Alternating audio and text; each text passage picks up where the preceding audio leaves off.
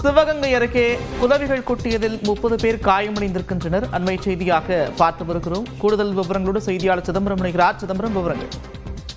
நந்தா, மலைக்குலைவி கடித்து 30க்கும் மேற்பட்டோர் காயமடைந்து சிவகங்கை அரசு மருத்துவமனை மருத்துவக் கல்லூரியில் தற்போது சிகிச்சை பெற்று வருகின்றனர்.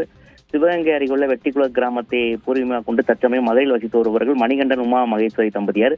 இவர்களுக்கு ஒரு வயதுல ஒரு பையன் இருக்காங்க. இந்த பையன் இவருக்கு காது குத்துறதுக்காக வெட்டிக்குள கிராமத்துக்கு அவர் சொந்த கோயிலான பட்டையா கோவிலுக்கு குடும்பத்தினர் வந்திருக்காங்க. அங்கு சாமி தரிசனம் செய்துவிட்டு அருகில் இருந்து மரத்தடி அருகே உள்ள பொங்கல் வைப்பதற்காக அருகே சென்ற போது அங்கிருந்த குளவிகள் விரட்டி கடித்துள்ளது.